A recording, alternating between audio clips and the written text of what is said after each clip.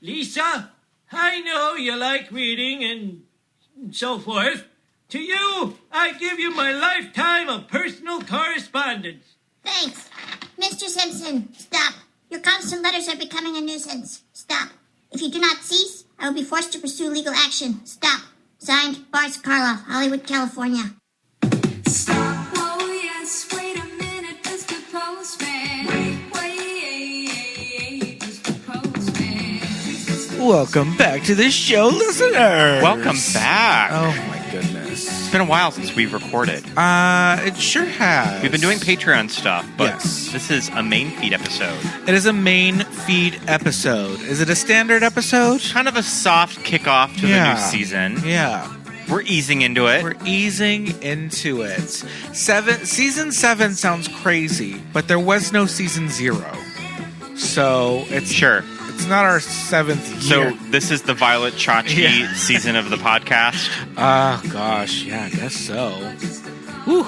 You put it in that perspective. Goodness gracious. But listeners, welcome. Welcome back, listeners. My name is Pete. And I'm Scott, and these are the movies that made us gay. I almost said TV shows that keep us gay. No, this is the movies that made us gay. We are doing another mailbag episode. We have not done a mailbag episode for quite a while. Yeah, it's been a minute. It's been a minute since we've done a Was it mailbag the end episode. of 2022 that we did one? Oh, Lord. I think that it was around New Year's. I think that it was one of the season finales that we did a mailbag episode. Yeah, I'm no good at remembering that. So it's time for another one. Yeah, totally. We asked for your questions. We got them.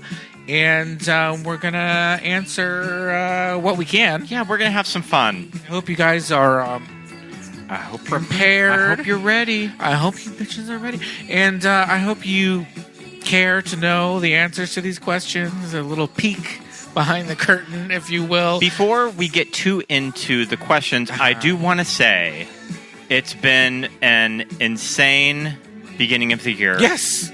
Especially if you live in Southern California, Los Angeles, or Pasadena.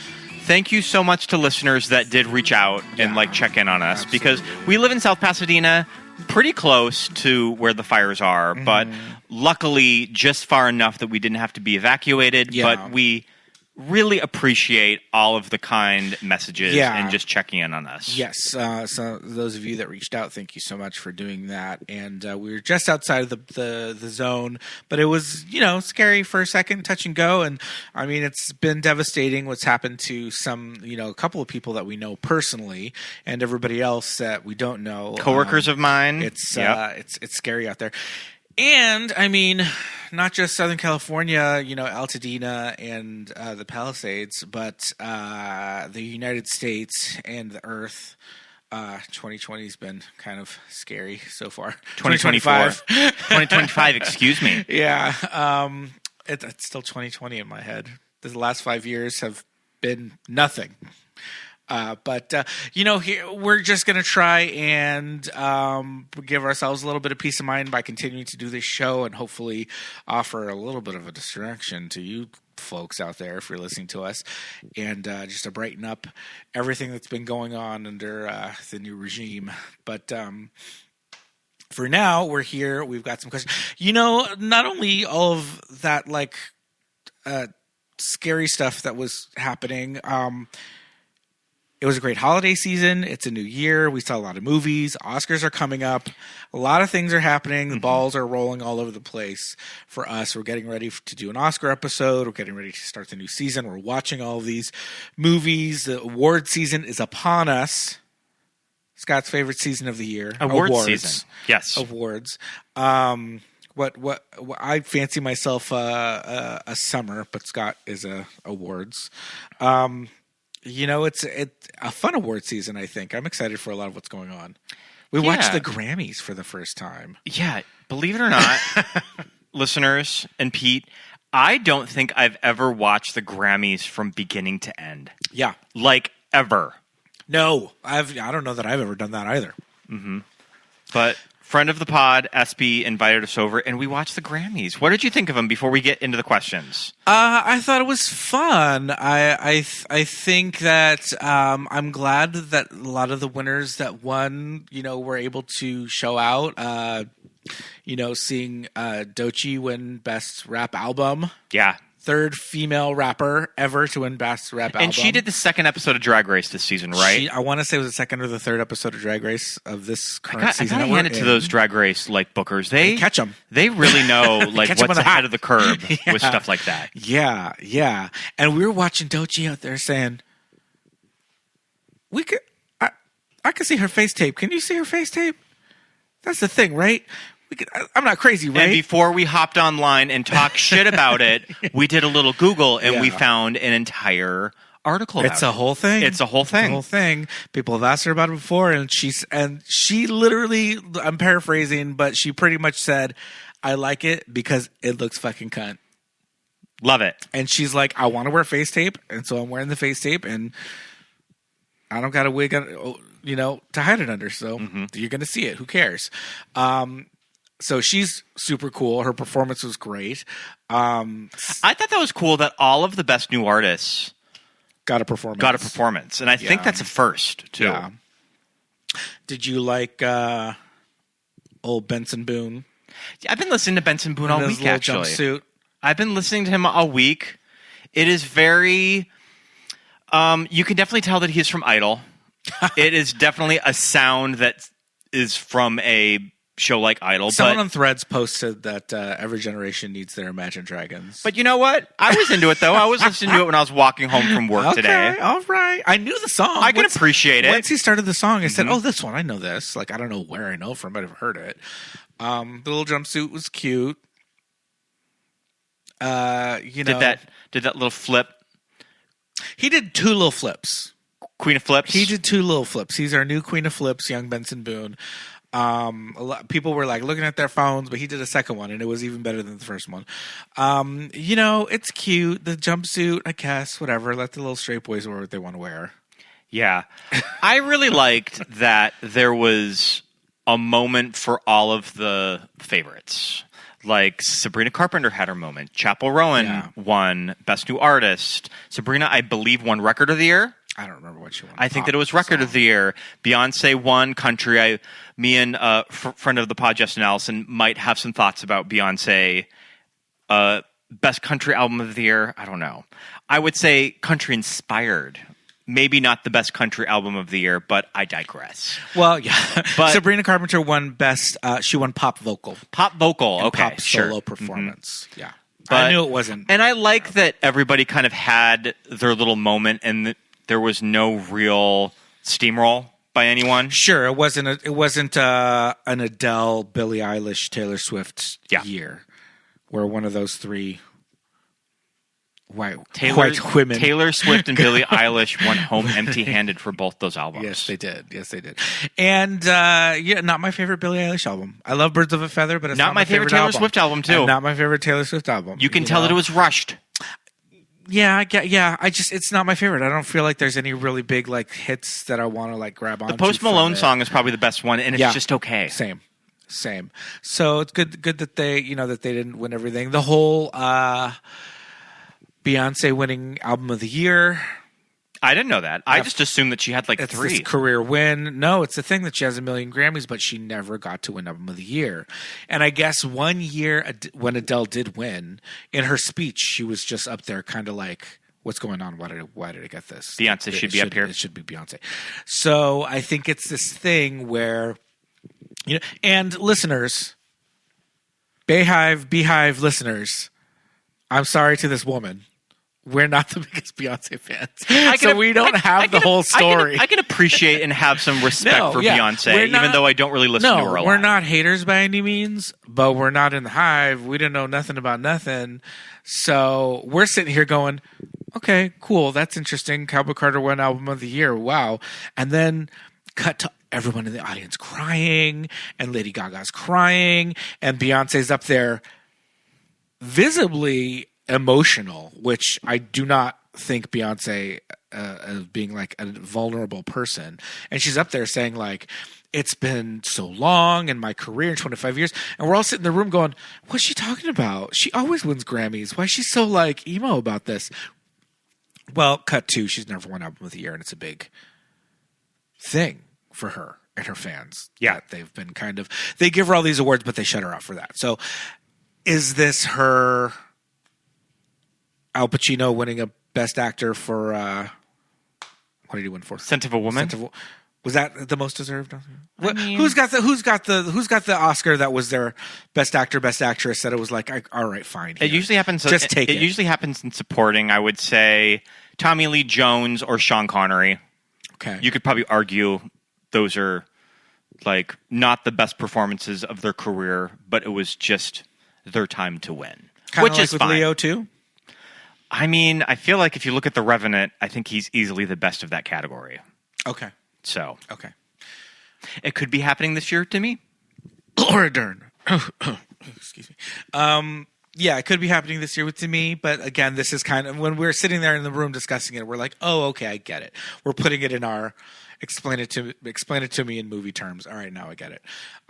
So that was fun to sit there and watch that. I felt young. These musicians make me feel young again. I'm just sitting here going, I know that song. There weren't too many out there that I was like, who in the hell is this supposed to be? Yeah. I think we kind of were. It's like some years when you're hip. watching the VMAs Yeah. and you're just what? who are all of these children? Mm-hmm. It's kind of fun to discover new music because of the Grammys too. Yeah. I think it's fun to go through Best New Artist and listen to some of their some of their singles. Right. Who do we like? We like Benson Boone. Yeah. Okay. And I mean, we obviously are Sabrina and Chapel girlies. You in tend this to be house. more Chapel and I'm Yes. more Sabrina. Absolutely. Yes. That's kind of both of our personalities. That's our vibes. I Yeah. do wear a lot of blush. You do. You wear very high on the cheek. And I wear blue eyeshadow. Mm-hmm.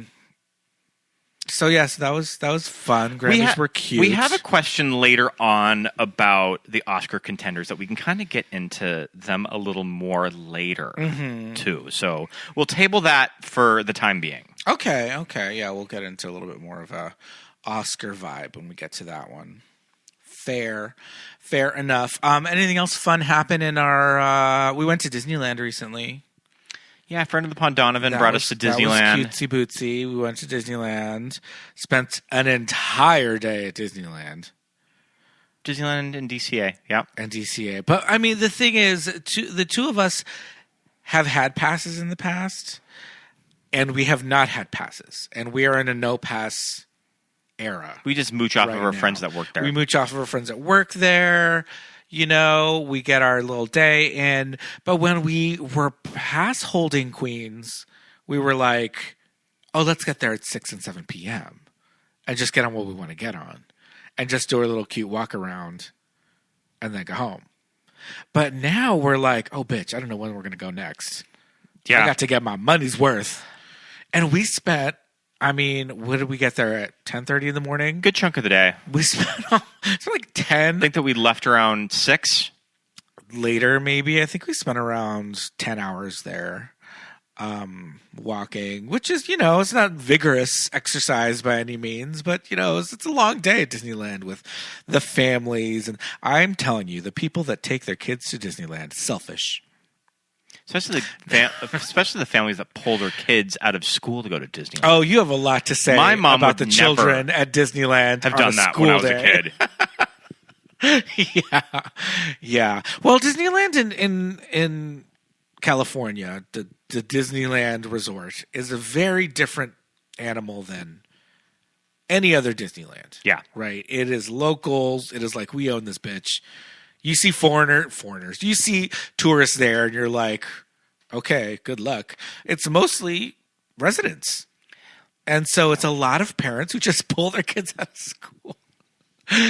They got nerve. I think there's also been a big focus with the Disney parks to kind of pull away from that a little bit, of having Disneyland be so local driven. Well, that's what drives up the annual pass prices, and that's what drives up like parking, and that's, you know, and makes annual passes almost impossible to procure because so many locals just buy them up.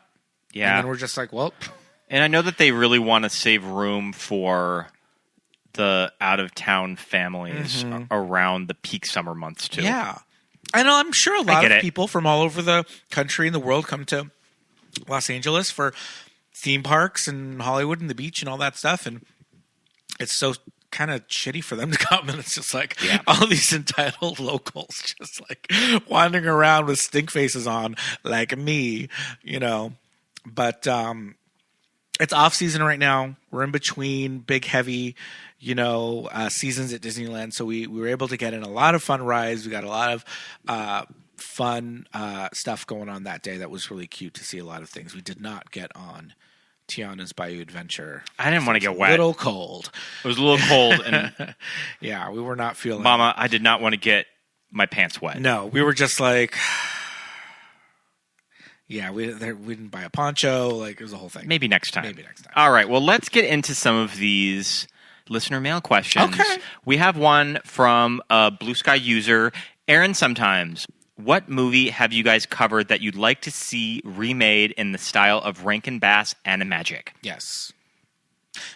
Good question. Good question. Have we covered already? I would love to see like Steel Magnolias in Animagic.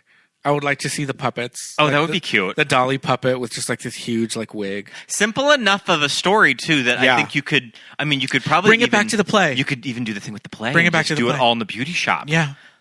But I kind of also like them going out and about and doing their like Easter egg hunts and Christmas lights and all. But of it that. has to be the audio from the movie. From the movie, the existing because track. I want all of those actresses to be. Oh yeah, they all have the voices of the puppets. Yeah, you could just use the existing track. That's kind of a fun idea. I would love to see one of the Elvira movies. Oh, that'd be good. Elvira, Mistress of the Dark. Yeah. I feel like all my answers are going to be Elvira Mistress based. of the Dark. Okay, Elvira that's based. I'd like to see one of the Elvira movies in a Rankin Bass Animagic. Sure. I think she would lend herself to a cute little animated special. Yeah. I'd like to see that. That'd be fun. The Animated Adventures of Elvira. Now, okay, we're going to take the existing movies with the existing audio, but they have to like weave in songs because all those Animagic movies had songs.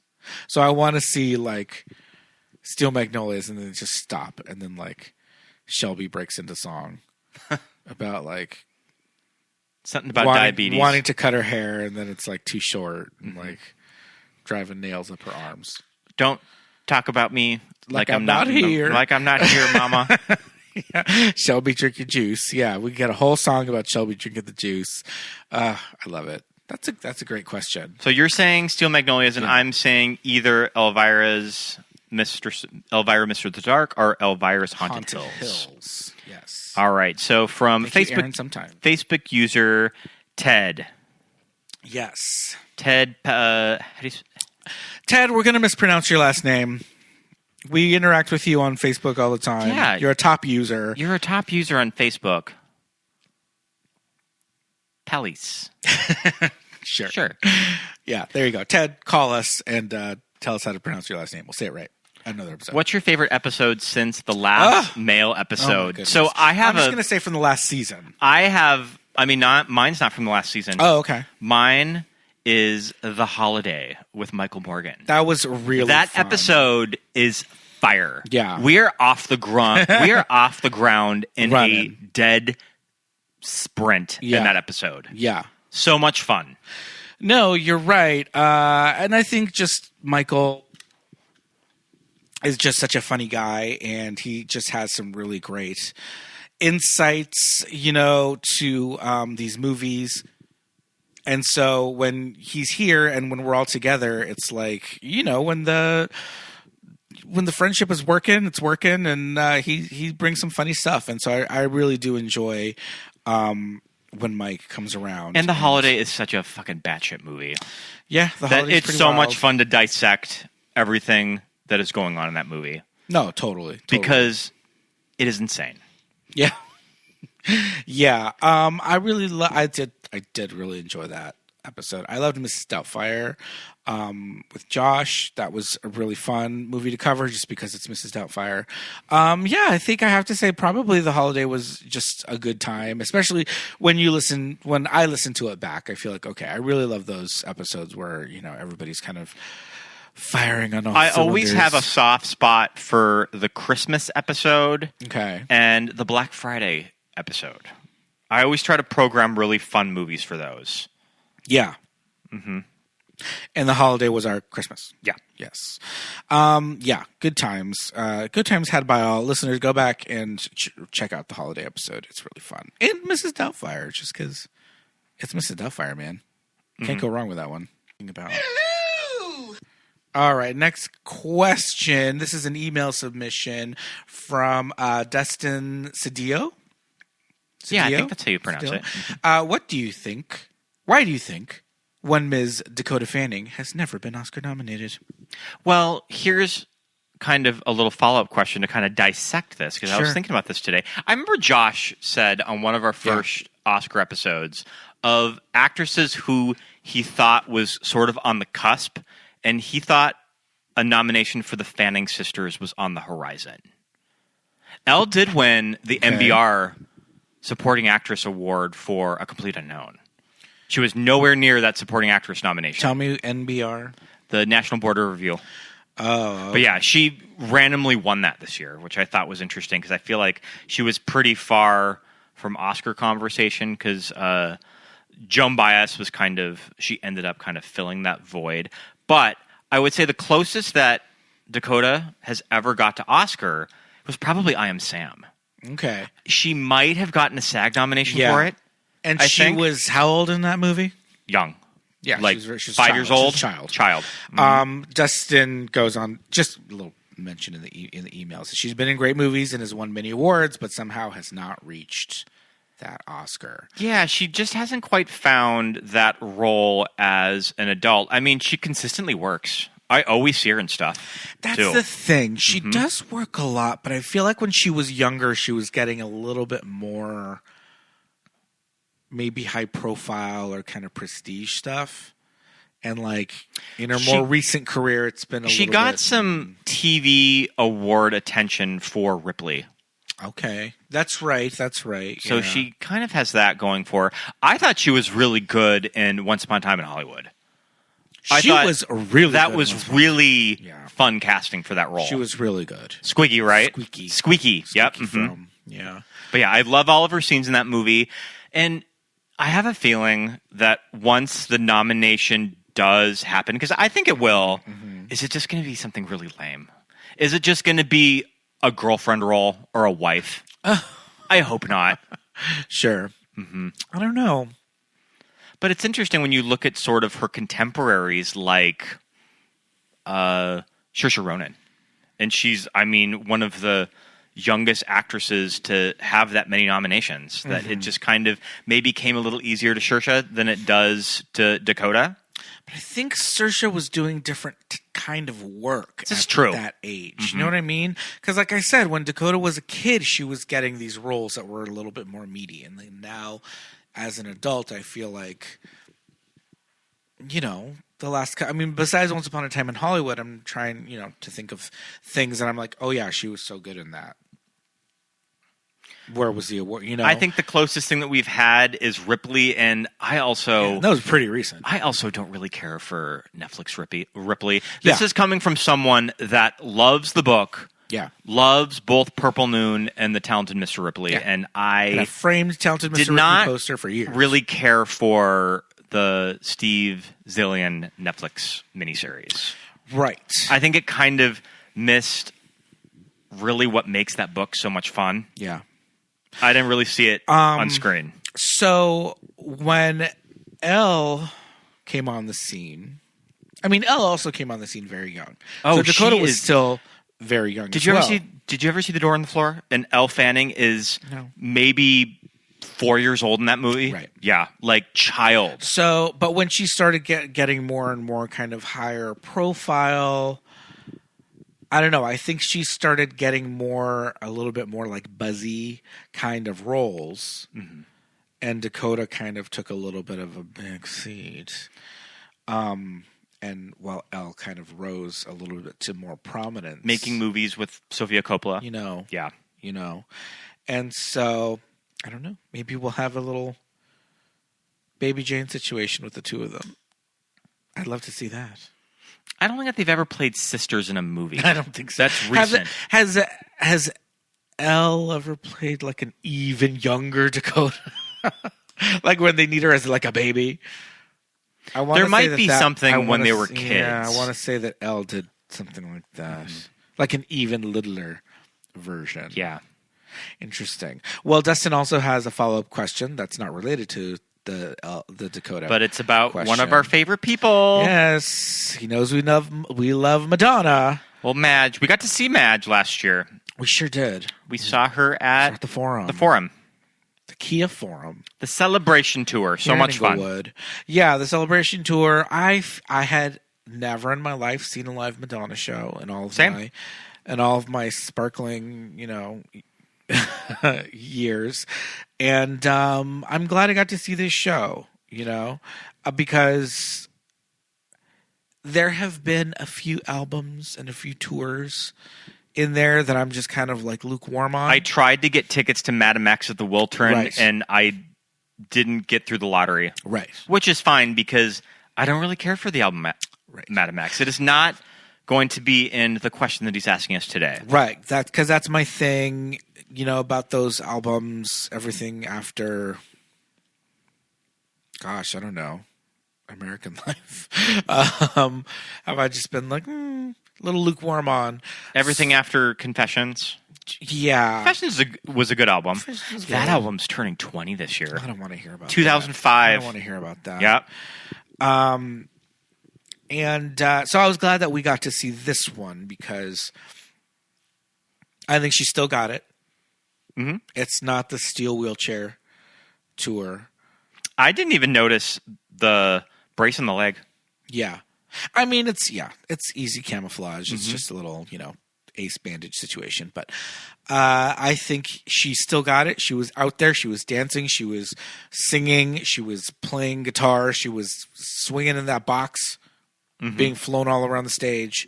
And so I feel like even though she's getting up there, she was still doing it. And not only that, she was doing the hits. Yeah. And I'm a just the hits bitch.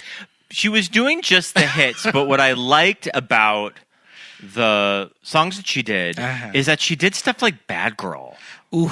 She did Bad Girl. She did Die Another Day, which Yes. makes me think that My two favorite Madonna Madonna songs? really Maybe. loves both of Me? those songs, and she does not give a shit if you don't like Die Another Day, Right. Because she's doing a full number of it. Right. Love it. Yeah, I love that. I unapologetically love Die Another Day. I stand by that song. I think it's a stupid movie, but a great Bond song and a great song in general. I love it. I loved it when it came out. I never apologized for it. And I love Bad Girl. And I think that video is so good. And kind of a minor hit. I think it got mostly video play than radio play. I don't think it really got any radio play because mostly was on VH1, if anything. But I was watching a lot of TV then, so I knew that video like the back of my hand. And she's so fierce in that video. She's just like this high-powered executive bitch, just like wearing scarves and going home alone to her like apartment with her one cat and just screwing men all day long. And I love it. And when Who's the man in that video? Well, they're like the guy is Is it not Walken? Well, he's not that. What I'm explaining is like the guy that's like she's having like multiple love affairs, but is not anyone. But Christopher Walken is in the video, and he plays her guardian angel. That's So right. he's not like one of the guys that like she has an affair with or that like kills her. But he's her guardian angel, and he's like chain smoking, and she's chain smoking, and then at the end of the video, they're like smoking together.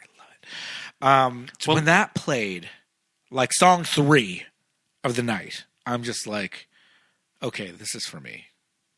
She curated this playlist for me, and I love it. So the question is, what are your top 3 Madonna albums? Off the top of my head, Off the dome. I would say Ray of Light because that was a huge album for me. Yeah. In junior high. Yeah. It kind of is the album that really got me into Madonna. Of course, I was familiar with Madonna because she was just such a big star, Right. but maybe didn't really listen to a lot of her music. I definitely remember when Erotica or Bedtime Stories came out. Mm-hmm. I remember those albums being such a huge deal. Yeah. And my second favorite Madonna album is Bedtime Stories. Bedtime Stories, what I really like about it is we bought the vinyl for it. I love listening to it from beginning to end. Right. That I think that it really plays well. It kind of tells a story when you listen to all of it. Yeah, I agree. In one sitting. And the third one, just because there are some true bangers off of it. True Blue. Yeah. Open Your Heart. Yeah. One of my top 5. Yeah. No, I mean, excellent choices. I feel like for me, my top 2 are definitely Ray of Light and what you just said. Bedtime Stories. Bedtime Stories. But I have to say my number 3, and I mean, it's tough because I'm Breathless has Vogue and Express Yourself. Yeah. But it's also the Dick Tracy companion album, so there's. I was also thinking about Something to Remember. A bunch of nonsense on has that. I'll Remember off of it, and that's also kind of a weird album with singles on it. So what I was going to say is Immaculate Collection. Yeah, I mean, because I know it's a greatest hits. You get everything though, but it was marketed like an album. Mm. Like it had its own. It had like this beautiful cover. Like, yeah, and it is a greatest hits, but it's like. You get everything. Yeah, I just love it. Let's see. Hold on one second. I think there were songs in the Immaculate Collection that were new. I had the tape. My sister had the vinyl, and I had a cassette of the Immaculate Collection. And okay, let's see. It was released in 1990. And it had 2 brand new tracks. Oh, get the fuck out of here. It had Justify My Love. Sure. Yeah. See, but that's the thing. Justify My Love was later on. Wait a minute. Is Justify My Love, was it the album that it was on was the Immaculate Collection? That's what I'm reading right here. I mean, it makes sense when you look at her film or her discography. Well, I always thought that it was on Erotica. But I think that I was mistaken. I mean, it sounds like a song that would be on Erotica. Yeah, that's what I'm saying. Yeah, it was not. It was not. It was on Immaculate Collection, a few years earlier. So yeah, I think in '90, 3 years earlier. And it also had Rescue Me, which was a new song, but that's a minor hit. But Rescue Me is still a good club banger. But, I mean, it's got all the hits that you want, and it has a beautiful cover. It has a great new track. So, yeah, I think my number 3 is going to be Immaculate Collection. But I agree with you with Bedtime Stories in that you want to listen to it all the way through and in order. Yeah. You don't want to shuffle Bedtime Stories because there's just a really good flow. It's this I think Madonna really wanted to go in this trip hop vein. She begged Bjork to work with her and collaborate with her. It just didn't happen. But I think it has a really good neo soul R&B vibe to it. And when it needs to get trippy and go into the trip hop area, the one song with the birds coming out of the belly. Never mind. When it needs to go there, it goes there, and it's just really successful. And I love the way it flows from one song to the other. And yeah, isn't it Bedtime Story, the song I'm thinking of? I think so. I think it's just Bedtime Story. Yeah, I mean, Take a Vow that finishes up the album is such a beautiful ballad too. I love that video. One of my favorite Madonna videos. It's a great video. I think never my favorite Madonna song, but it's one of my favorite Madonna songs. Yeah. I think Madonna looks beautiful in that video too. Bitch. She's 40. Mm-hmm. No, I think she's 38. But and again, this is a time when she's my age, almost a comeback. Yeah. Ray of Light was a huge comeback. She just had the baby. She's a mother now. She had the baby late, kind of in general terms, a little bit older, having her first kid, and she had been in the game so long, mm-hmm. and she was 38. Yeah. And by the time, like, she was like 40 when Reva comes out. Crazy. Just crazy. It's like, is 40 even that old? I mean, Too. Lady Gaga's your age, so she's turning 39 soon. And, I mean, her career is getting to the point where she's just about in that rave light era. But, you know, I think Madonna started a little bit younger. But, no, I don't know. Gosh. Yeah, but I think those are our top three Madonna albums. We do love to talk about Madonna. Okay, we're big Match fans, and we'll watch Madonna videos. If you come over and hang out with us by the end of the night, we'll go to YouTube. We'll be on a Madonna K-hole at the end of the evening at like 2 a.m. Yeah. Okay, so here is a funny question from Facebook user Diana Prince. Pete, when you say "for me," is that a quote from a movie? It sounds so familiar the way you say it. So I tried to find the source of this. Yeah. That this is, I believe it's from RuPaul's Drag Race Season 4 from an Untucked episode, and Jiggly Caliente says it. The thing is, I say it because Alaska says it. And Bob says it every now and then, too. So on Race Chaser, Alaska, who's the host of Race Chaser, they do recaps of Drag Race episodes, we'll just be talking about something, and we'll use it the way I use it. And we'll just say, for me. And I was like, what is that she's saying? And I knew it. We tried to figure it out, and I just started picking it up and just started saying it. And Bob says it, too. And I think that La Roach also says it on Legendary when he's doing critiques. Yeah. But is he doing the Jiggly? I don't know. The origin of the story, the origin of the species, Origins and Peaches, is that on Drag Race on season 4 in an Untucked episode, someone asks Sharon Needles about dating a drag queen, Alaska. And Sharon's just like, oh, it's fun. We share drag and whatever, and it's tough, and we're big personalities, and we're both drag queens and la la la. And Jiggly's just kind of like, I would never do that. And does she say disgusting? She says, I would never do that. And Sharon's like, oh, okay, whatever. And I'm paraphrasing here, but Jiggly just says like, she just says, I wouldn't date a drag queen. I think that's disgusting. And then in her talking head, she just says, for me, I need a man. Okay, so I love that we tried to find this, but gone. There are Untucked episodes that are just lost to the ages. Yeah. If you have them on your DVR or don't erase them. Yeah. Send it to us. We couldn't even think of what episode it was. I was just going to go in and start buying random There was an episodes. Image of Jiggly and Dita that I kind of thought that's maybe what it was when she was wearing a yellow dress. I mean, I saw that on the... Yeah, I saw that in the thumbnail, and it kind of... But that... I don't know. But yeah, who knows? Somewhere in season 4. Yeah. And so, yeah. So, and Jiggly says, for me? No, I need whatever. And I think Alaska just thought at the moment probably was like, okay, well, fuck my drag.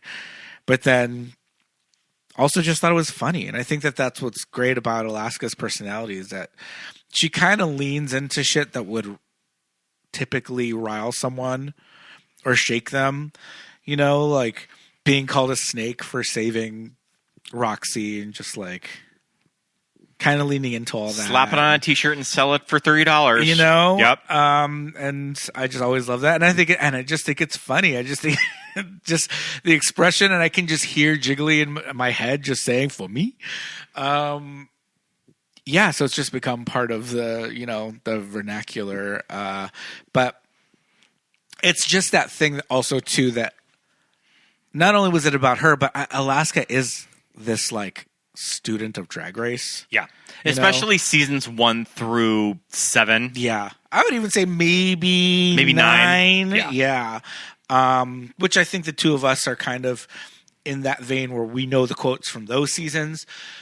Much like The Simpsons. And I really love that. I really love people that just kind of take something. And it just shows that it's like, it's a show that we watch, that you just take things from it. And for her to grab that little quip that was about her, really, and running with it. And so yeah, that's where I got that. Like most of my quotes, it's either from the Drag Race or The Simpsons, and I'll pass them off as my own until someone asks. So there you go, Diana Prince, Wonder Woman herself, over on Facebook. Thank you so much for that. Instagram user and guest and friend of the pod, one Miss SB Quintero, has several questions for us that she was too scared to ask to our face, so she sent them to Instagram. We have them here for you today. Scott, are you ready for this? What movies are you excited to cover this year? So, a little preview for the first couple episodes that we have planned. We're going to be talking about Burlesque. Yes. Wagon Wheel Watusi. Wagon Wheel Watusi. But yeah, Paul. I know all the songs. Any one of them. You know all of them. Bitch. Burlesque is going to be a really fun movie to dissect all of the crazy of that movie. We're most fascinated with Burlesque of how it portrays Los Angeles. Too. And Hollywood in particular. It has a very, I think this fantasy you say land. It's a very Moulin Rouge. It is a very Moulin Rouge version of Los Angeles, LA. which I kind of love. Yeah. A theme park LA. Mm-hmm. Pop-up book, cuckoo, beer goggles, nonsense version of LA. It's all very what was that really bad musical? La La Land? No, about Hollywood. Catherine Zeta-Jones and Tom Cruise. Oh, Rock of Ages. Rock of Ages. All very Rock of Ages. Yeah. Hollywood is very small, right? And things are walking distance from each other in Hollywood. So I guess they get that right. Mm-hmm. But I don't know. It's just crazy town, and I kind of love it. That's going to be really... Cher and Christina Aguilera. Yeah. And the Tooch. The Tooch. Air rights. And a good old Kristen Bell. Mm-hmm. I mean, it's a wild ride. Nikki, don't drive. Nikki, don't drive. I mean, we're going to be talking about our dear friend of the pod, Paul Rubens. Yes. Very, very soon. Yes. We're going to be doing a Pee-wee's Big Adventure episode. I'm really excited for that. I previewed the other day that it was the 25th anniversary of Scream 3. I cannot fucking believe that movie is 25 years old. Yeah. That's crazy. I kind of hinted at, we're going to be talking about Courtney Cox's bang soon. and the fans went wild. A lot of people chimed in, excited for it. Yeah. Mm-hmm. Scream 3. It's nuts. Yeah. It's a fun rewatch. I've been waiting to cover that one because I think that Scream sequel in particular, I think, has really interesting things in it, but there's a lot of things in that movie that actively do not work. So it's going to be an interesting conversation. I'm excited to talk about it. Yes. Also very timely because Scott Foley just signed on to the new movie. Sure did. Mm-hmm. And Matthew Lillard. I don't even know. We'll talk about it. So we'll get into that. It's going to be a fun first couple episodes. I've been saying for the past couple of days, a week or two, that I really want to finally cover Can't Buy Me Love. You love Can't Buy Me Love. Speaking Can't of Buy Me Love, 1987. Speaking of Patrick Dempsey in Scream 3. Speaking of Patrick Dempsey in Scream 3. Can't Buy Me Love is a wild ride. Detective Kincaid. Yeah. Yep. It's a wild ride. It's very charming. Not a movie that I grew up on. No, not one that you grew up on, but definitely one that I grew up on. One that I was convinced my high school experience would be exactly like Tucson High as depicted in Can't Buy Me Love. Was I wrong? Only a little. Very excited to cover that. Super excited to talk about Pee-wee and Paul. What else? There are a couple of other things that I really want to get to this season, but we got a lot of weeks to cover. Mm-hmm. So we're gonna have close to 50 episodes every year. So yeah, we're gonna have some fun this time around. So one of the follow-up questions was, Which movie do you want to cover but are afraid people won't respond to? I feel like how I think of this question are the movies that maybe I am wanting to talk about, but maybe a little anxious about actually talking about them. And I've always felt this way about a movie like American Beauty. Is that American Beauty, written by a gay man, a disgruntled TV screenwriter, that he kind of fueled it all into the script, and it was a huge success, won Best Picture, won Alan Ball an Oscar, and he went on to do 6 Feet Under. But there is something about American Beauty now that does not really sit well in pop culture. I mean, I think that it's been described as a problematic favorite with people, that I think it would be worth doing a full episode for something like that. Especially looking at movies that were really acclaimed when they came out, but maybe the years later we just kind of bring a different type of baggage to them. I always think that discussion is really interesting. There's a couple of things in particular with American Beauty that are maybe against it, one of them being Kevin Spacey, right? But that's not the only... I mean, I feel like even if you lift Kevin Spacey out of it, I think still it has one of those reputations for, yeah, really well liked at the time, but now no one is even kind of talking about it. And, I mean, we do have to be delicate around subject matter where there are polarizing people, and Kevin Spacey's a very polarizing person to talk about. So it's a thing where we can talk about the film and maybe his performance, but just kind of leave him out because we don't want to really have a conversation around he's him. so front and center of that movie that I think you kind of have to get into it. Yeah. So that's been always an episode that it's always been like I've been mulling it over for quite some time. So SB showed us The Skin I Live In, and both SB and our friend Sandra always really want to come on for the Skin That I Live In episode. Right. Pedro Almodovar directed starring Antonio Banderas, and again, at the time, critically acclaimed, critically lauded. People really responded to this movie, but in the years since, and I had never seen it. We watched it with SB. I kind of knew what it was about from just sort of its and I reputation. remember hearing about what it was about, but forgot. And then we watched the movie, and I think nowadays it's a little delicate to review it. Yeah. You know, I don't think he could get that movie made now. No, he couldn't, for sure. Because, I mean, ultimately in the movie... Well, you don't want to spoil it for anyone that hasn't seen it. Yeah, but I mean, I have opinions about how the subject matter of transgender journey is used in the movie. And I think it's something that, like I said, is maybe a little dated, and it's questionable, and it brings up questions that I have that I'm not super comfortable kind of talking about because it's not my space, you know? So, I would love to hear people's thoughts on that movie, if you've seen it, and if you think it's cool to talk about, but I think it's a little too delicate of a subject, and I'd be glad to discuss it with anybody who has questions. But, I feel like it's so much really kind of like not something that I could speak of, and if I did, I might, kind of overstep, and I hesitate to do that, and I think it's a very, very delicate subject, and I hate to get it wrong, and I hate to sit there talking about this movie that's like, oh, isn't it wonderful, this depiction, and it's like, wait a minute.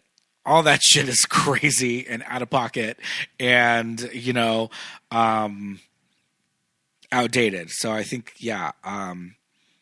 while Almodovar is a great director and we love most of his work, I think that one is something that is a little touchy and something that we might leave alone. And you always want to give someone like Pedro the benefit of the doubt because he is a queer filmmaker. So I don't think that he's a transphobic person. No, not too. at all. Not But at all. that movie maybe, has a lot of baggage with it, though. Yeah, for sure. Yeah. So so that's one. Okay. Just personally, I think that while I do enjoy covering classics, I do think that maybe the older a movie is, the less our audience responds to it. Mm-hmm. And that's just based on social media metrics. And I've heard that from friends of ours that have film podcasts, too. Of that when they do a classic noir, they don't quite get the listeners that an episode like 13 Going on 30 gets. Yeah. Yeah. I mean, some classics, some older movies, is a relative term, you know? The Rocky Horror Picture Show is almost 50. Pushing 50. Is it 50? Maybe it is. 50 years old. 50 years old, ladies and gentlemen. 50. And, hey, that one is still getting hits. But that's a very specific case. It's the Rocky Horror Picture Show. But, the black and white movies, even if they are classics, even if it's Sunset Boulevard, even if it's, whatever, what have you, they always just get crickets on the socials. They get nooch in the in the downloads. But it's not going to stop us from doing them, though. No, not at all. Not at all. Just throwing that out there to you listeners. Someone has to teach the children your job by listening and commenting. But we are out here to teach the legendary children about the legendary movies that you should be watching, especially you millennials and Gen Zs out there who don't like watching anything that's over 3 minutes long.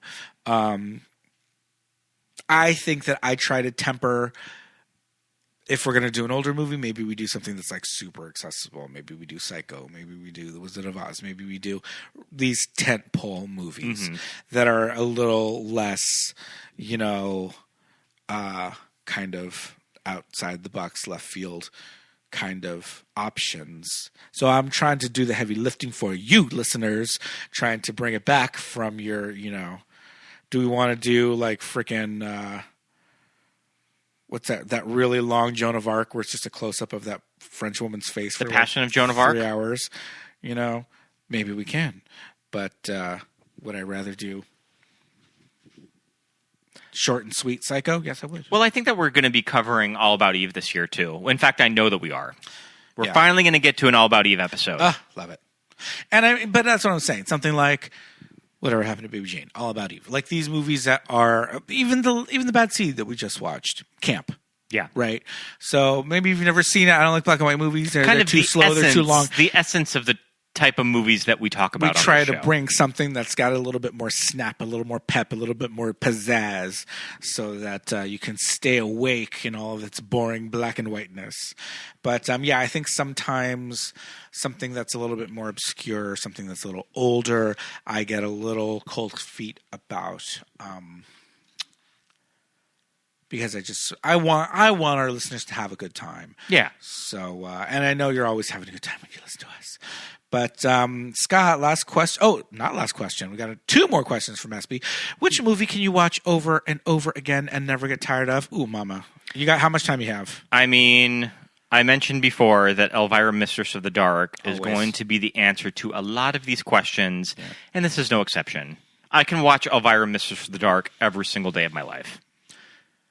Listeners, I'm here to tell you that the 2 of us just went to the movie theater, sat in seats, ordered popcorn, and watched The Lord of the Rings, The Fellowship of the Ring, the extended edition, and all of its 3 hours and 28 minutes, and sat there and loved every minute of it. I think that is my favorite of all of them, too. I think it's the most rewatchable of them all.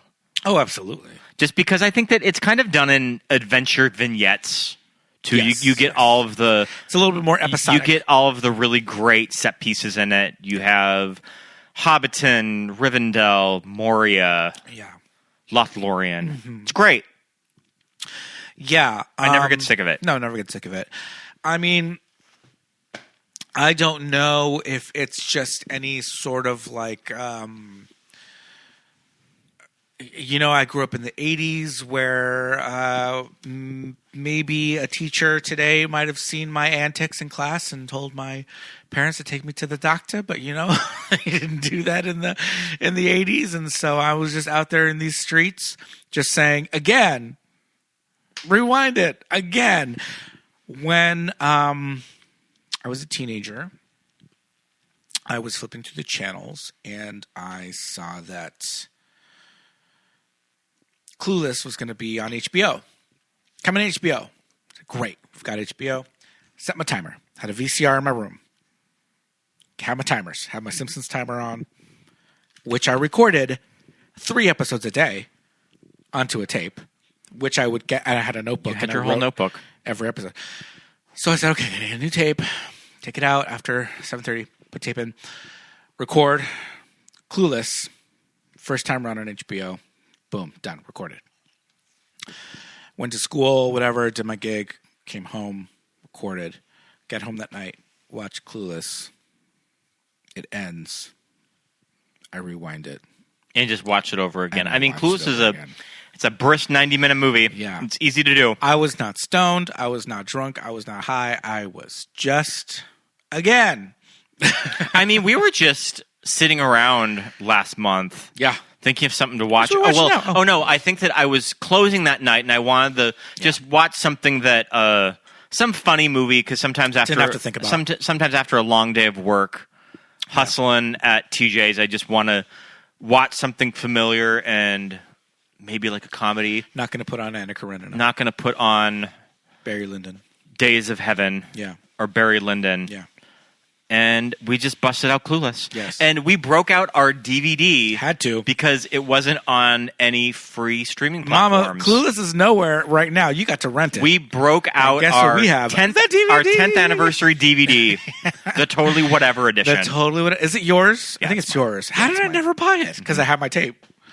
I have my HBO tape. Yeah, Bought it and we just watched summer of it, 05. and I can recite it for you. I could do it as a 1-woman show. I could do it as a 2-woman show. That's a movie that I can watch over and over again. But I'm telling you, I've always been a rewatch movie person. Ever since I was a kid, I would watch Yeah, what were Pee-wee. I would watch The Goonies. I would watch The Karate Kid. I would watch Nightmare on Elm Street. the movies that I would just rewatch? I mean, I talk watch about the this hell on out of them. episodes that we cover that my grandparents had Back to the Future. on Definitely comes there. Laserdisc. Yeah. That they had a Laserdisc collection, so whenever I would go over to their house, I would always watch a Laserdisc in the basement, and the ones that were in heavy rotation, Batman Returns, The Witches of Eastwick, Alien, and any of the Indiana Jones movies. Yeah. Yeah. But, I think a lot of us do, you do that thing where there's a song you really like and you play it over and over again just until you get to that point where you play it too much, But, I mean, yeah, I've always been a rewatch movie kind of kid. I've always if I like it, if I bought it, if I taped it, I'm going to watch it again and again and again and again. So, yeah, there's a ton of them. All right. Name 'em. Well, Name 'em. let's finish Name name them. Well, let's finish up the SB questions Ooh, of here what we is go. the worst movie you've ever seen? Here we Okay, go. Pete. Do you remember when I used to write for that blog? Yeah. Do you remember me taking you to that Hank Williams movie, I Saw the Light? With Loki. Yeah. What's his name? Hiddleston? Tom Hiddleston and Elizabeth Olsen. Yeah, I sure do. That movie is so bad. I remember sitting in that screening room being like, I really don't want to finish this movie. Yeah. A movie that I think had pretty fair buzz going into the year before completely award died. season. Yeah. And when it went to Toronto, everyone was like, oh, this is not good. Yeah. And the Oscar buzz quickly died. And it was just Very put fast. on the spring schedule of 2016. It opened with Batman v Superman. I remember it opened that weekend. Yeah. Because I remember I had to turn in 2 reviews that weekend for I Saw the Light and My Big Fat Greek Wedding 2. Ooh. All 3 of those movies were released on the same day. I know how much you love My Big Fat Greek Wedding too. I mean, it's not bad. Yeah. But yeah. That's kind of a good one. I was just thinking of what movies did I have to sit through and review that were terrible? Yeah. And I Saw the Light was one of them. Yeah. Fair. Can you think of anything? Oh, gosh. I mean... You tell not to dwell on the terrible movies. That's the thing. I feel like if I don't want to see it, I just won't see it. You know, and I very rarely give a movie on Letterboxd a 1-star review. Yeah. But I did it for Emilia Perez. Yeah. We don't have to dwell too much on that movie. I really did not like that movie. It's not good. I really didn't like it. Talk about the Emperor's New Clothes of this year's Oscars. Yeah, I really didn't like it. Listeners, and it's okay if you did enjoy it. That's fine. That's cute. Yep. You're dumb. No, I'm just kidding. No. Just kidding. I have not quite been sold on why it is a great movie. Yeah, no. At all. No. But just not for me. No, not at all. I remember renting Latter Days with Joseph Gordon-Levitt and being like, ooh, I love JGL. He's in a gay movie. It's about Mormons and like I never saw Latter Mormon Days. missionaries are like Catholic schoolgirls for gay guys. Like I was right on there. I was like, okay, this is going to be cutesy. Even if it's just taking her shirt off and making out, I'm here. I'm in for it. Turn it on, watch it. Must have lasted 15 minutes. I was like, this is garbage, Mama. There's a lot of bad gay movies. Yeah. There's an entire podcast about it. Yeah, but I feel like that one was like, oh, JGL's, and maybe it's a little bit more on the level. Maybe it's not just like some fly-by-night like piece of crap. It was not good. And there's some that are just like, okay, they're bad, but this is just, there's no budget. It's clearly, this is made on like a Kodak. I feel like young crank people camera. now have it good with something like Call Me By Your Name. Because gay movies always weren't that good. You have to go to foreign gay movies to get a good one. No, yeah, there's a whole. I mean, the '90s and the early 2000s were full of terrible gay movies. But I remember Latter Days. I thought that it was legit. I thought that okay, this is going to be a good, real movie. And I was like, oh no, this is poorly made and poorly acted and poorly written, and I just cannot finish it.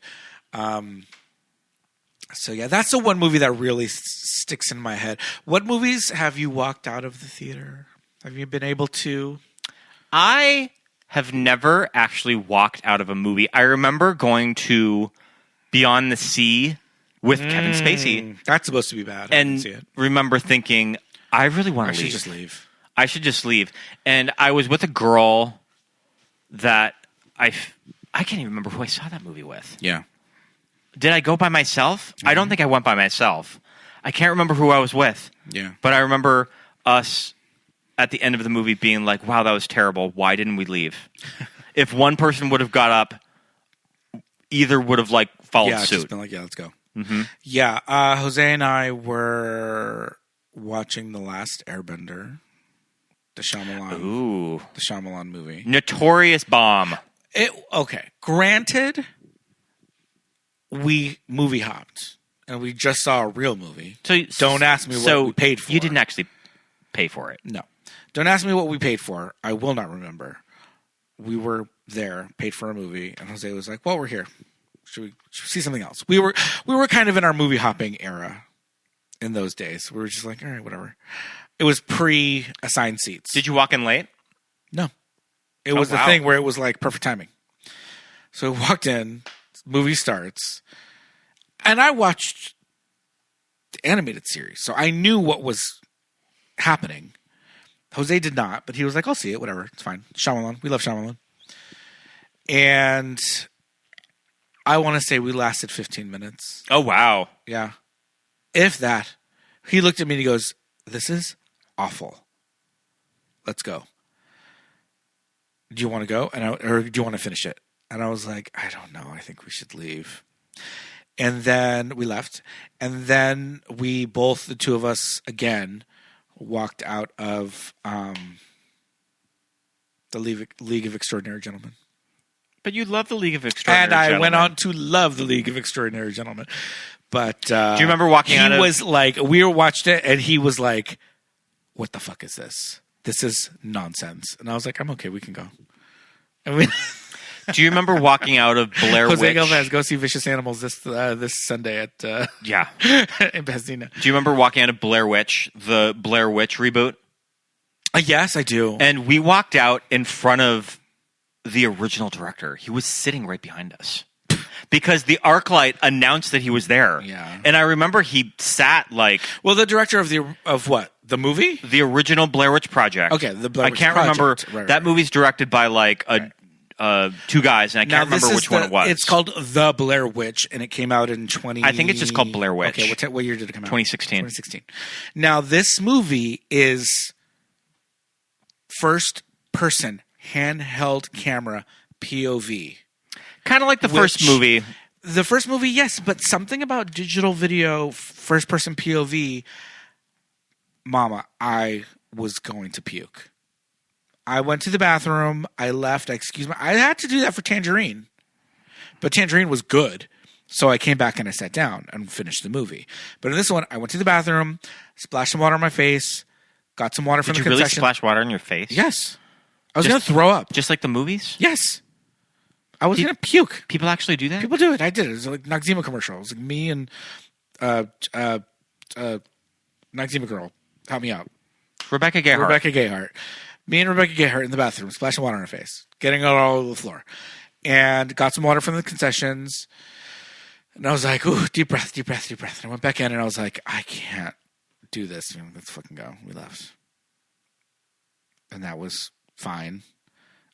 I'm okay with never having finished that movie. But Tangerine. I remember we got a drink at the Eagle afterwards. Tangerine, I also was having motion sickness issues, went to the bathroom, but I was like, I want to finish this movie because this is a good movie. So I went back and finished it. But yeah, that was one that we walked out of. Movie so bad I'd walk out of it on an airplane.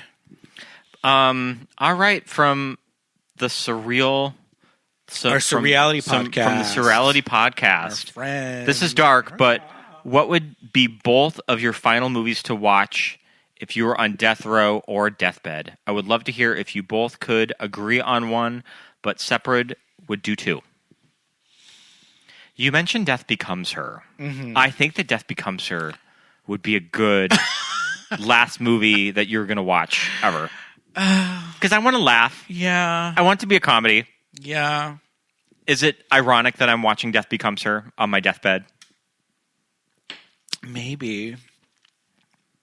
Because, like, I guess that I could say something like, Tarkovsky or, like, Terrence Malick, but no one wants to watch that. No one wants to really watch, like, maybe you do because the they'll highest, stretch it out. Like, oh, this movie's 4 hours. The highest rated movies on IMDb. No. But I think I'm going to have to go with something like Death Becomes Her, though. I might watch Pee-wee's Big Adventure. Pee-wee's Big Adventure would be good. Weird Science would be a last movie Weird Science to watch before you die. I'd like that.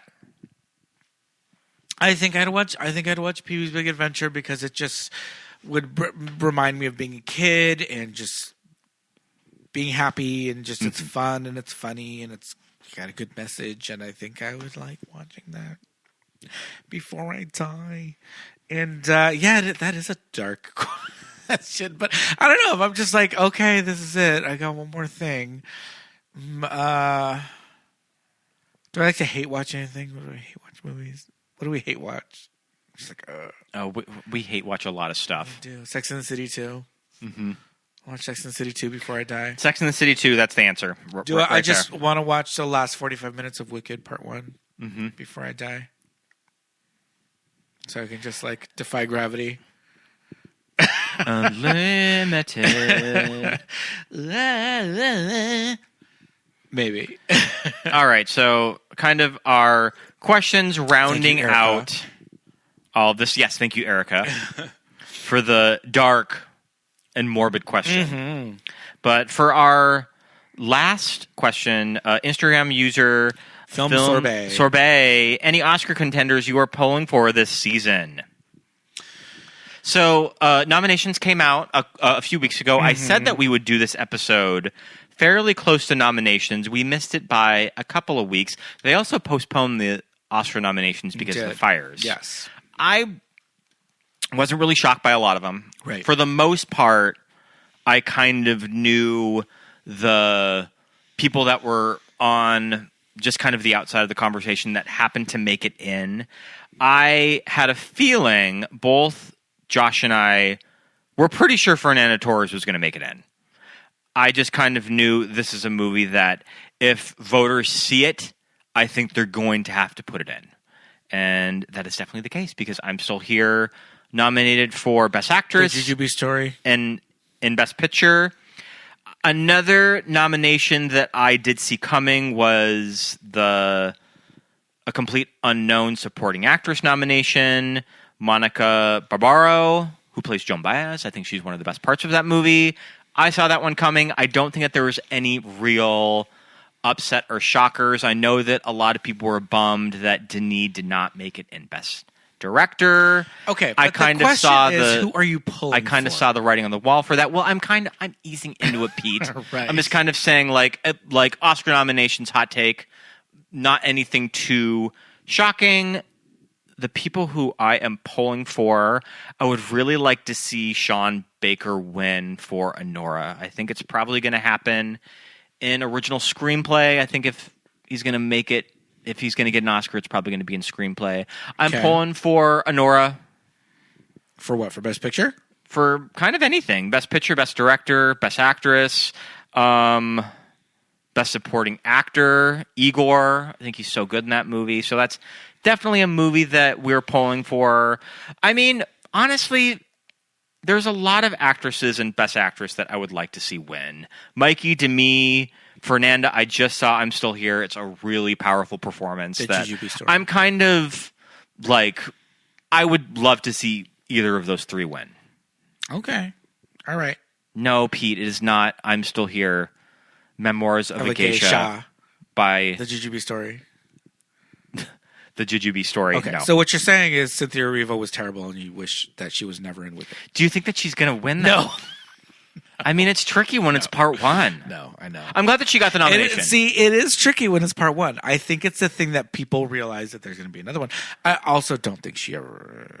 Even if it was one movie, I don't think she was going to get it. One of my first kind of theories was Cynthia was going to get the Barbie was snubbed nomination. And just not even... Where she just kind of misses the category. But I think that was always kind of a package deal with both her and Ari. Know who... Neither of us have a good gosh darn horse in this race at all, and whoever wins, great job. Best actor. Who cares? Yeah. Who cares? I mean, we'll get into Adrian this. Brody. We'll get into this on our Oscar episode. Timothée Chalamet. But whatever. I have a feeling Coleman Domingo. I guess. Complete unknown. Give it to Coleman Domingo. Give it to the gay guy. I have a feeling a complete unknown is going to get a lot of votes. Yeah. I mean, do we think Timothée Chalamet is going to win Best Actor? I think he could. For the Bob Dylan movie? Adrian Brody, kind of an interesting career arc that he won. Yeah. I think that he's one of the youngest. He's already got one. Best Actor wins. I think it's like him and Richard Dreyfuss that I think he won when he was 29. Yep. I mean, that was 2003 when he won. So, I mean, he hasn't been back in 20 years. He hasn't been making Oscar-worthy movies. He hasn't been really making anything that would warrant a nomination. No. So, Ralph Fiennes loved Conclave. Sure. I feel like you didn't really like Conclave when we saw it, though. I liked it. I thought you were just kind of mid on it. I'm glad I saw it in the theater. Mm-hmm. If I didn't see it in the theater, I wouldn't have watched it. Okay, so another actress that I am rooting for, I would like to see the true supporting actress win. The True Beauties. Isabella Rossellini.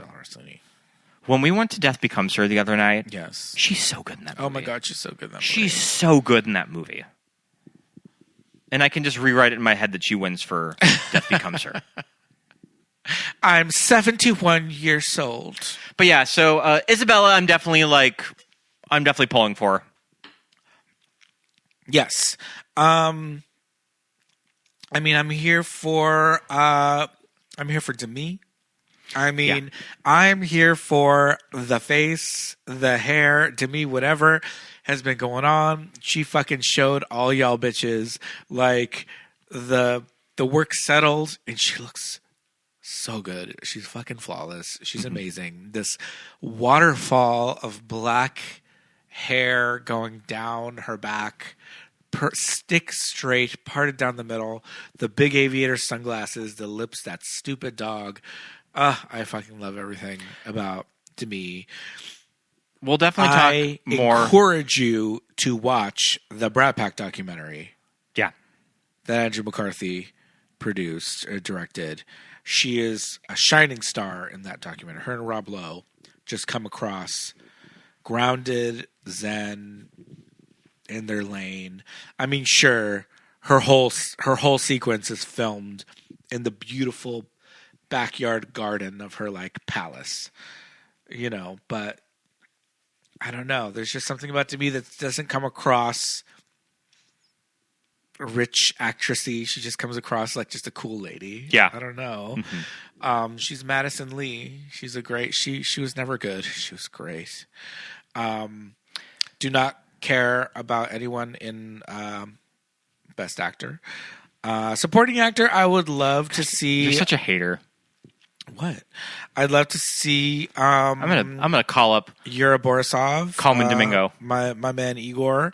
I mean, Coleman. Give it to Coleman. Give it to the gay guy. I'm glad. Give it to the black gay dude. I need to see Sing Sing. I need to see like a black gay guy win Best Actor. I've been Team Igor since the minute he stepped on screen in. Yeah, I'm glad that he's not going to win. I'm glad that Yura got that nomination. He's not going to win, but he will forever be an Oscar nominee moving forward. He's going to go back to, to Russia and do movies in his, native land, and that's great. And he's a big star over there. He's a big star, But it would be kind of he's got an Oscar nomination moving forward forever. It would be a moment take it away. if Kieran wins this. I mean, he's been winning everything. Yeah, he's been winning everything, and I would love to see it. Edward Norton, go to hell. Gosh, you're such a hater. I hate Edward Norton. Guy Pearce is cool. Didn't see The Brutalist. I'm fine with that. And The Apprentice, so interesting. I love Sebastian Stan. You know what they just announced today. I mean, we're going to talk about all of this on our Oscar episode coming up. That it's going to be out a couple days before the ceremony, but they had originally planned on doing the introductions from past Oscar winners. Okay. Or maybe just kind of friends, and they do a little monologue about them. And they talk about the movie. They're like, in this movie, he played this fabulous character, and blah, blah, blah. And no one wants to do the Trump movie. They are scrapping it, partly because of the Sebastian Stan nomination and the Carla Sofia Gascon nomination. Yeah. That I just don't even think that they even want to go there. Right. So they're scrapping that, so we're going to get the clips, which I'm all for a good acting Oscar clip. Sure. We loved Wild Robot. We still need to see Wallace and Gromit. So animated feature, I feel like. Need to check out Flow before the nomin. Inside Out 2 we both liked, we didn't love. Yeah, I was kind of mid on it. Yeah. It's fine. We liked, we didn't love. We didn't see Flow. We didn't see Memoir of a Snail Shah. So, our biggest horse is Wild Robot right now. But, yeah. So, I mean, that's we'll be getting into all of this in depth on our Oscar episodes. Come listen to that. And we are having not one, but two guests on it. Yes, indeed. Both Josh and Harper Thompson. Yes, our two Oscar aficionados. Are going to be joining us. Yes. They're both so well-versed in everything Oscar, and they both have really, really great takes on everything, and they're both really, really, really great guests. Harper has done some fun episodes with us. She just most recently did a Rankin Bass Animagic special, and Harper did Mrs. Harper Doubtfire. Also watches everything. Harper watches everything. Yes.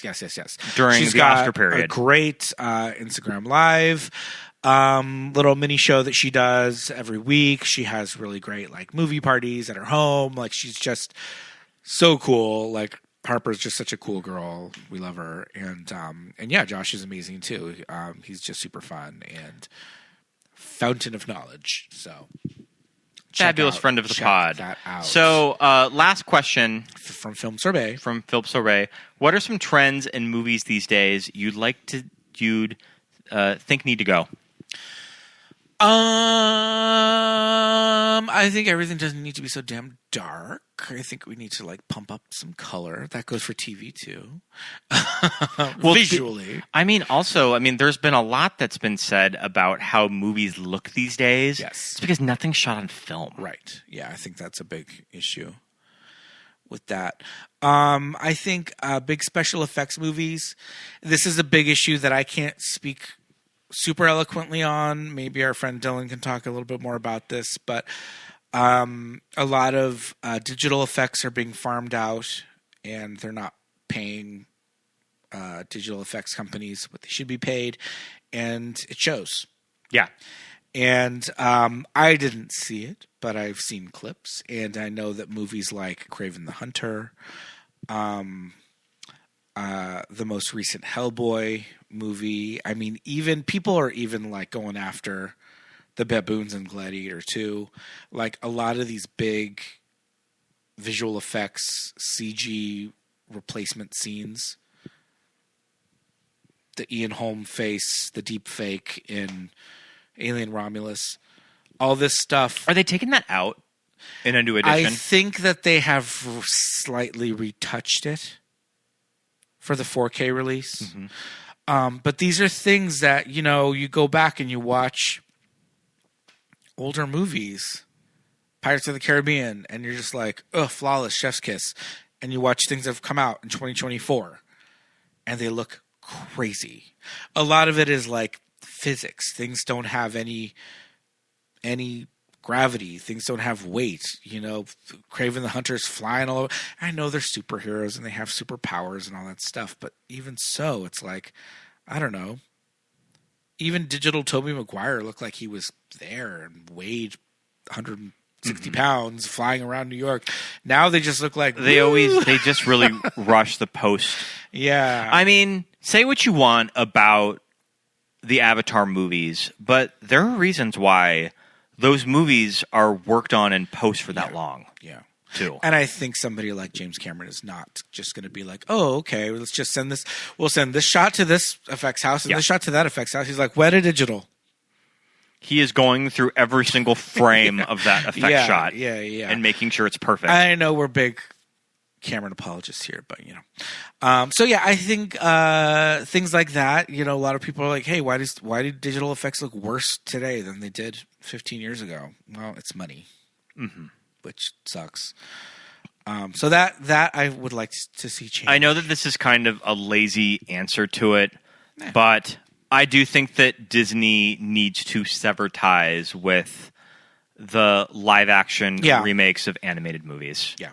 I think it's so fucking lazy and such a cash grab. Well, I think when it started, when you get something like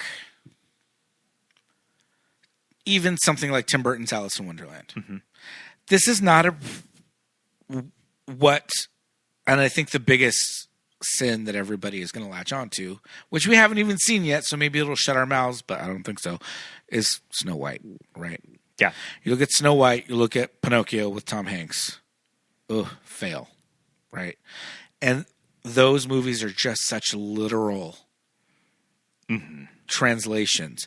But when you look at something like Tim Burton's Alice in Wonderland, you get something like Kenneth Branagh's Cinderella, which is like a good movie, like a cool adaptation. Kate Blanchett doesn't look like Lady Tremaine.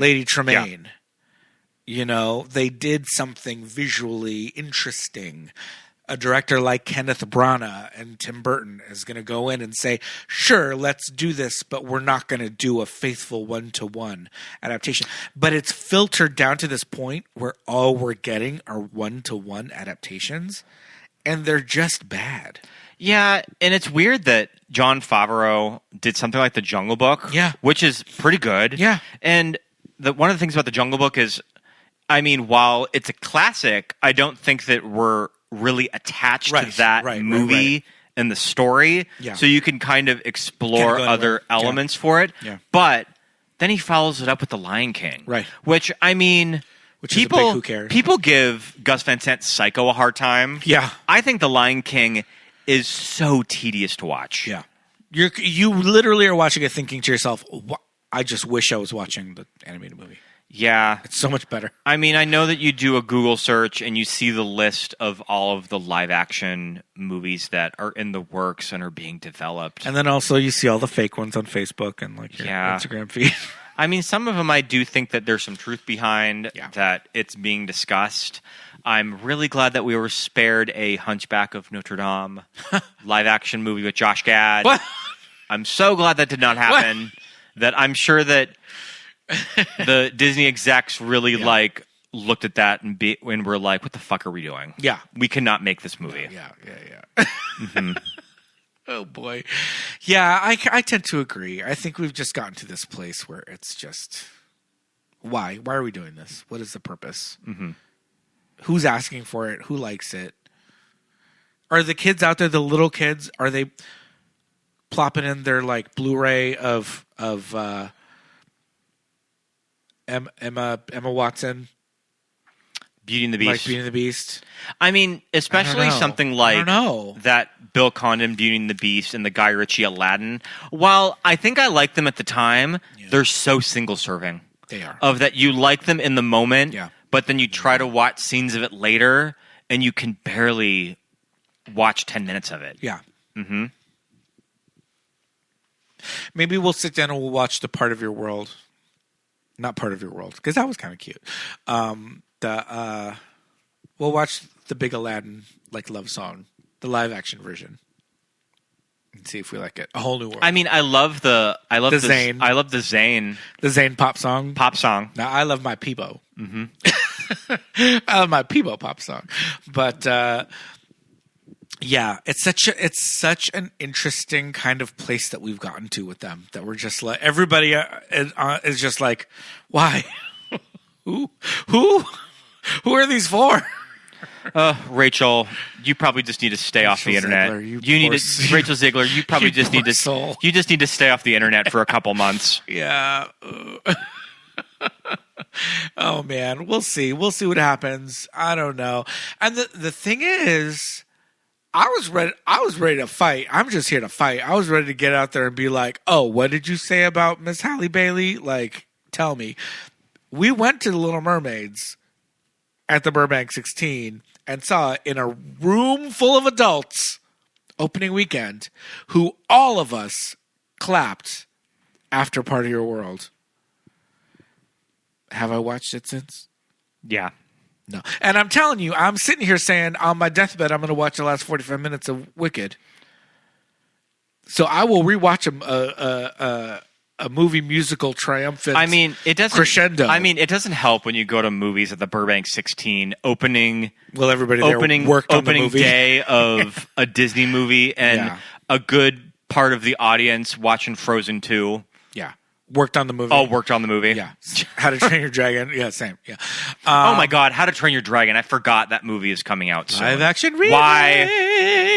It's the filmmaker. It's the guy who made I mean, the I think that it's one of those things with DreamWorks where the wheels have kind of fallen off the wagon for the animated movie. Yeah. I guess we'll just remake it in live action. But also, is it live action? Like, is Mufasa a live action remake? I would say How to Train Your Dragon is more than The Lion King. Well, I mean, because there's people in it. Because there's people in it. Yeah. But I'm here to tell you, like, all this time I've been like, who cares? Whatever. La la. We watched the teaser the other day and I was like, oh, wait. There's scenes in How to Train Your Dragon of Hiccup flying on that dragon that they're going to do live action. That, like, the only time we've ever seen something like that in live action was Avatar. And there were no people in it. So we'll see how it looks. We'll see how Avatar times 20 but, looks. I mean, it has a potential to look really fucking cool. But it also has a potential to look like trash. So we'll see. It's got the same director as the original How to Train Your Dragon. So maybe it should be decent. I don't know. But, yeah. Constant remakes.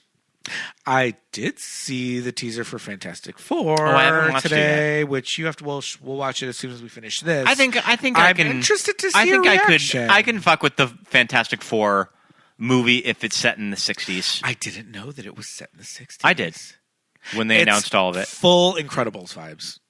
Like it's very much like. Well, I think that you kind of. this is live action. Well, I think that Incredibles. you kind of have to go in that direction with the Fantastic Four because the Incredibles is a complete rip-off of Fantastic Four. It's the Fantastic.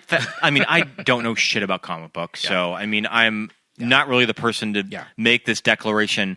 But I think that there's something very square about the Fantastic Four that no live action take on it has really ever done successfully. How wild is it that the Roger Corman produced Fantastic Four essentially looks like this. They did comic accurate costumes, comic accurate Ben Grimm, The Thing, and you watch it and you're like, this is trash. This is garbage mama. This is $500 human hair. This is garbage mama. And this movie is like comic accurate costumes, comic accurate Ben Grimm, The Thing. I mean, budget. And here we go. Budget and Pedro Pascal. But they also did the thing where they're like, every cute it boy and girl on the planet right now in this movie. Isn't Vanessa Kirby, Joe Quinn, Vanessa Kirby, the guy from The Bear, like, well, not the guy from The Bear, but the other guy from The Bear. Evan Moss-Backrack is the Thing. So yeah, it's interesting that they're like, oh, we're going to do this thing that's never been done before. We're going to make this movie look like the comic books come to life. And meanwhile, Sam Raimi is like, well, fuck my drag. Fuck my drag, bitch. In all 3 of my movies. Yeah. So very interesting little take on that. But listeners, you know this about us. We are not people that will say, I'm not watching it because it's a remake. We don't do that. I was talking shit about Steven Spielberg's West Side Story. Yeah. And then I saw it and I was like, shut my mouth. It's one of the best movies of the year. Yeah. Yeah. We are not people who say, oh, remake. I don't watch remakes. No, fuck that. That's stupid. That's closed-minded. We're going to watch it based on the merit and then tell you if we hate it. And then I'll tell you that,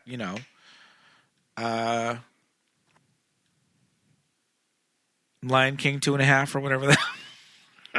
Mufasa. Yeah. But I don't know if we're watching Mufasa anytime soon. I don't care about that. But I mean, we're not abstaining because it's a sequel. We're not abstaining because it's a quote unquote requel, remake, whatever. We're abstaining because it looks bad. Just don't have you sit down and watch all of the Best Actor nominees. Oh, God, no. At this year's Oscars. Oh, God, no. You couldn't pay me to watch The Brutalist. Not even if someone offered you $1,000. Oh, $1,000. To go to the theater and watch I have The a price, Brutalist. and it's not very high. Gift cards, maybe.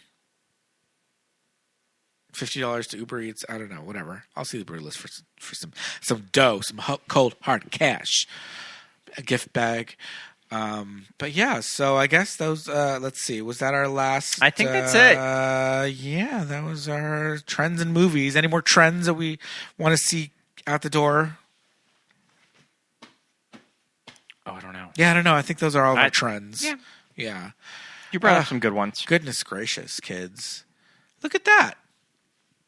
We did our mailbag episode. We did it. Yeah.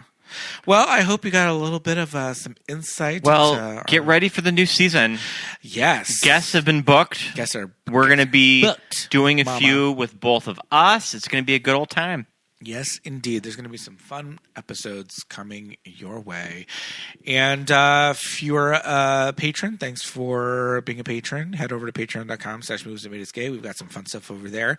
As always, we've been continuing to do it through our break. So there's been some stuff all of January. And coming up now in February's closing in. So thanks for listening, everybody. We'll be back really soon with...